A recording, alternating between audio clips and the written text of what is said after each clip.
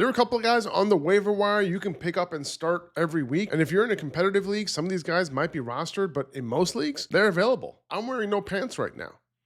Let's talk about Bhayshul Tuten real quick. He could have been dropped after week 1, and for whatever reason, he's still available in 55% of sleeper leagues, 45% of Yahoo leagues. He's a must pickup, guys, okay? And here's why. Tank Bigsby, he got some opportunity behind Travis Etienne in week 1. He was then traded away, and Tuten stepped right in to that RB2 role. He got himself 10 touches in this game, in that first game without Tank Bigsby. So you're looking at the 10 touches that he got, he looked great. And when a rookie comes in and looks this good, you have to prioritize him. This is a pickup and a stash that can win you leagues. This is not someone you're picking up so you can win week 3 or win week 4. This is a pickup where you let the momentum continue throughout the season, further into the season, where he becomes undeniable. And Liam Cohen cannot let him play that much of a second fiddle for that much longer. Now, I'm going to admit that Travis Etienne is doing his thing. Like, he looks good out there too. Almost 9 yards per carry in week 1 against Carolina, 5 yards a carry in week 2. But with the opportunity that Tuten got last week, man, like, he looked different. Just look at both of his receptions. Both of them designed screens for him, and he's making defenders miss and shedding tacklers like nothing. He got the red zone target where he's making defenders look silly for a touchdown. And his runs, he's gaining positive yardage on everything. He's 15th in missed tackles forced so far among 49 qualifying running backs, 5th in yards after contact, top 10 in success rate among those same running backs in gap and zone concepts. So even if this turns out and caps out as him being the RB2 here, I think this can easily turn into a 1A, 1B situation where both running backs are very capable, very fantasy relevant, just like how we had 2 starting fantasy running backs in Tampa with Liam Cohen and Bucky Irving and Rachaad White last year. And I don't think you have to break the bank to get Tuten just yet. It's not like he had this insane game, because I don't think your league mates are going to go that crazy for him if he wasn't already stashed, right? So I think up to 15% of your fab can get it done, but you know your league better than me. You'll make the right choice, but pick him up. He cannot be on the waiver wire after this week. Troy Franklin, man, he stepped into a huge role on Sunday. The Colts really focused their attention on Courtland Sutton, but the game plan from the get was to get Troy Franklin the ball. That was really, really clear. He's Sean Payton's new slot receiver. He ran 60% of his routes from the slot through 2 weeks, and after looking at the numbers again, he went from running around on 65% of Bo Nix's dropbacks in week 1 to 90% of dropbacks in week 2, and that's huge. You had a 32% target share that he saw in week 2. On top of that, we're looking at someone who could be on the verge of a breakout season. And guys, like,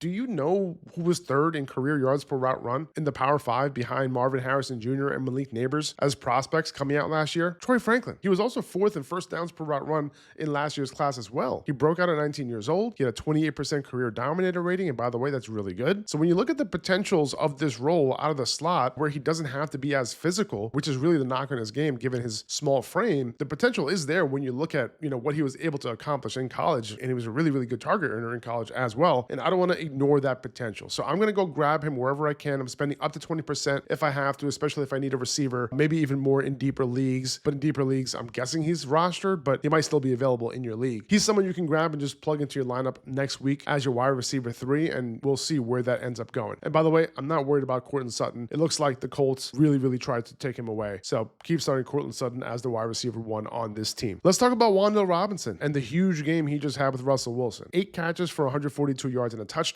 a week after 6 catches for 55 yards on 8 targets. So Russ is clearly looking for him, right? At least 26% target share each of the last 2 games. And we had a sample of him earning targets last year in Daniel Jones' first 10 games of the season before he got hurt. He had a 25% target share during that span last year. So this isn't necessarily a new thing for Wan'Dale Robinson. The difference now is that Russ is finding him downfield. Last year, Wan'Dale's average depth of target was 4.5. So far through 2 weeks, it's 10.7 for Robinson. Now, this could have been the outlier game because he also saw a low depth of target in week 1, but there's a much bigger chance that Russ, who loves to throw downfield, can unlock a bit of that for Robinson, who did plenty of that in college at Kentucky. And take a look at these matchups coming up. The Giants are going to have to throw the ball a lot. Chiefs next week, Chargers the following week, the Saints after that. But then the Eagles, Broncos, Eagles again, a lot of attempts are coming for Russell Wilson. And with all that attention going Malik Neighbors' way, Wan'Dale will be the beneficiary. As far as fab goes, I'm comfortable going up to like 10%. If he's available in a deeper league, I'll go up to 15%, only in full PPR though. All right, let's talk about someone who's creeping into that potential rookie breakout category category. That's Elic Ayomanor. I've been talking about him last week as well. He didn't put up much of a stat line in week 1, but the underlying utilization really piqued our interest, right? When you look at a rookie in his first game earning a team leading 28% target share, 46% air yard share, you're like, okay, there might be something here. Calvin Ridley also got a 25% target share in that game in week 1 as well. So Cam Ward was really just looking at these two guys, a little toy target distribution. And it shouldn't be new because Ayomanor was targeted on 25% of his routes in college. So that utilization from week 1 followed with some actual production in week 2, some real fantasy points, 15.6 fantasy points in week 2, 20% target share, again, led the team with a 38% air yard share as well. And Cam Ward is showing some real signs. So like he's not there yet as like a legit quarterback in the NFL, but he's showing some really good signs. So if things end up clicking for him more consistently, we could have 2 fantasy relevant wide receivers in Tennessee. I don't think I'm comfortable starting Ayomanor yet, unless you're in a deep league and you're a bit desperate, but we did see his next opponent, the Colts, really hone in on the number 1 wide receiver and shut him down, right? So, and that left room for the wide receiver 2 to beat them up. We also saw Marvin Mims catch a long touchdown against the Colts last week as well, so his value could go up. I would like him sitting on my bench rather than someone else's bench when that happens, so pick him up if you can. Now, if you need a tight end, and who doesn't nowadays, Juwan Johnson being available in your league doesn't make any sense after week 1, but he's available in almost 50% of sleeper leagues still, 55% of Yahoo leagues. He is the tight end you want, and to be honest, like I don't feel more comfortable starting any tight end over him outside of Brock Bowers, Trey McBride, Tyler Warren, Tucker Kraft, maybe Sam Laporta, maybe Travis Kelce, but he has some of the best usage of any tight end in the NFL right now through 2 weeks. And yes, he plays on a shitty offense, but it hasn't really mattered. 27% target share through 2 weeks, 94% route participation, 26% air yard share, and as a result, he's a tight end 2 overall through 2 weeks. And if you're really worried about the Saints offense when it comes to Juwan, don't be, because this is a Kellen Moore offense, number 1. Number 2, 85% of his targets have been catchable so far through 2 weeks, so he's chilling. And he should be chilling in your starting lineup without even thinking about it. If your quarterback situation is unstable, Daniel Jones is probably the best available option on your waiver wire. He is the overall QB2 through 2 weeks. Scored the second most fantasy points of any player, only behind Lamar Jackson. But I think he can continue to get it done. Maybe not at this level, but a very, very startable asset. Now, he had a tough matchup against the Broncos, and he came through. He looked good. He looked comfortable. He found his guys, and he's showing that he's capable in the pass game, which is key. He has the weapons, the best weapons of his career, a great system. They're 2-0. Okay, like this could be sustainable. And on top of that, you add in what he gives you on the ground, which is, you know, as we know, that's everything for a quarterback. Anthony Richardson was getting those goal line attempts in the past, and now Daniel Jones is getting them. 3 rushing touchdowns in 2 games, 11% design rushing attempts share, and that's top 10 among quarterbacks. That could go up, you know, once he gets even more comfortable with the offense. And, you know, after he went against Denver in this game and did his thing, like, should we really be worried about upcoming matchups? Should we even be talking about it? It might be a moot point given how this offense is running right now. So he makes a great QB2, obviously in Superflex, but he's also now in the top 10 fantasy QB discussion. All right, a couple waiver wire wide receiver options you can grab for now if you're in need. Okay, if you're in trouble. Cedric Tillman, right behind Jerry Jeudy in target share, 18%, but he's running the most routes of any Browns wide receiver right now. You know the Browns are going to throw the ball. The touchdown he caught this past week was a fluke because it tipped off a defender and landed in his hands, but he wasn't far off Jeudy in terms of target share. Jeudy only had a 20% target share through the first 2 games. So nothing crazy. Tillman, you know, is startable as a desperate flex option after getting 8 targets, 7 targets each of the last 2 weeks. Keep in mind that the Browns go up against the Packers this week. A lot of volume most likely, but this is a pretty tough matchup. They've held the Commanders in check. They've held the Lions in check, and then the Lions went on to score 50 points the following week. So I will say I do like the Detroit matchup in week 4. Way better for Tillman, but, you know, if you need a wide receiver, go grab him. Now, if you're looking for a better option for this week in PPR, maybe lean Hunter Renfrow. Super low depth of target. He got 7 for 48, but saw 3 end zone targets, 2 of them for a touchdown at the end of the game on Sunday. He had 9 targets in this game, only for an 18% target share, but he ran a route on 90% of Bryce Young's dropbacks. So he's going to be a full-time player at least until Jalen Coker comes back in a couple of weeks. Atlanta will probably be able to score some points on the Panthers. They're favored by 4.5 points. They're top 5 in team implied total. So we could be looking at some more garbage time points for Hunter Renfrow, and we'll take it. I might even trust Dontavian Wicks over both of these guys. My only issue is that the Packers aren't running a whole lot of 3 wide receiver sets right now, and Wicks has taken over Jaden Reed's slot role as the slot receiver. So if they're not running 3 wide receiver sets, Wicks will likely be off the field. Romeo Doubs is going to continue to be their X receiver, but he has never shown the ability to consistently be a target earner. And don't get it twisted, like Wicks is a better target earner than Doubs. He always has been. And I'm sure you guys have your opinion on Wicks that he can't catch or whatever, but dropped passes are the single single easiest thing for a receiver to correct. We've seen it time and time again, especially when it's not a real issue for them historically. This can be corrected for him as well, and he looked good last week. Wicks has earned a target on 26% of his routes this season. This is not something new. 27% rate this past week, but a 65% route participation. So again, not a full-time role because he's playing that slot role, similar to a Josh Downs type role, who, by the way, is back, baby. Josh Downs is back. He led his team with a 24% target share. I was worried for a second. I ain't gonna lie.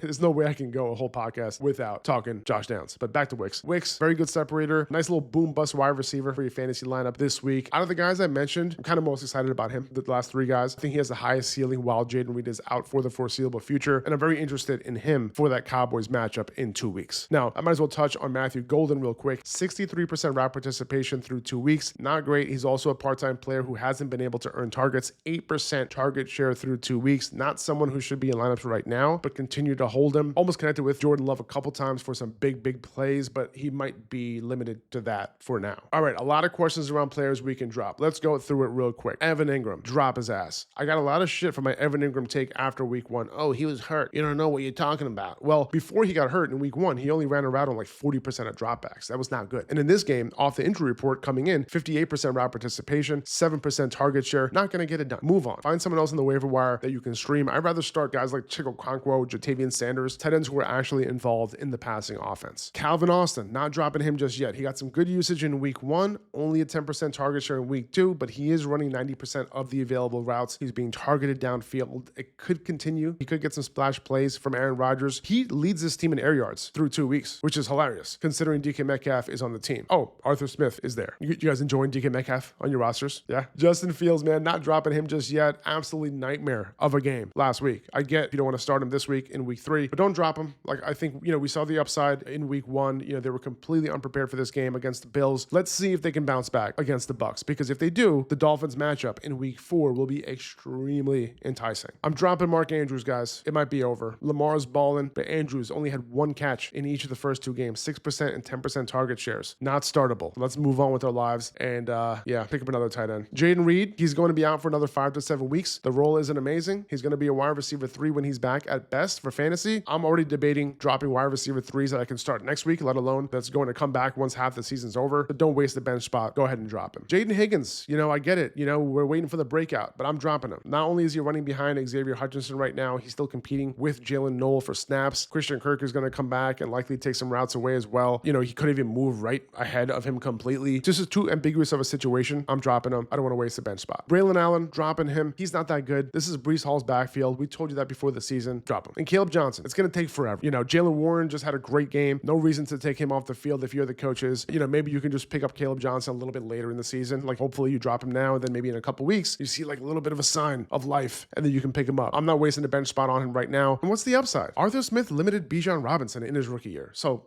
I'm fine dropping Kaleb Johnson right now. Darnell Mooney, don't drop him just yet. First game back, he ran a route on 100% of Michael Penix's dropbacks alongside Drake London. 19% target share, not bad at all. He led the team in air yards. He also led the team in end zone targets. So keep him on your bench if you want, but I think he makes a fine flex option this week if you need one. JJ McCarthy, mysterious high ankle sprain. Not sure how it happened, but he's hurt. He didn't look great in week 2. So many people have him rostered, but I would move on. He's not going to give you a positional advantage anytime soon, and there are plenty of quarterbacks on the waiver wire after this past week. Now, if you want the rest of the waiver wire pickups, streamers for this week, along with how much fab to bid on these guys and so much more, our rankings for this upcoming week, rest of season rankings, trade charts, trade calculators, more good stuff to help you guys win some fantasy championships. Head over to upperhandfantasy.com. Make sure you're following on Instagram at upperhandfantasy, and I'll see you on the next episode.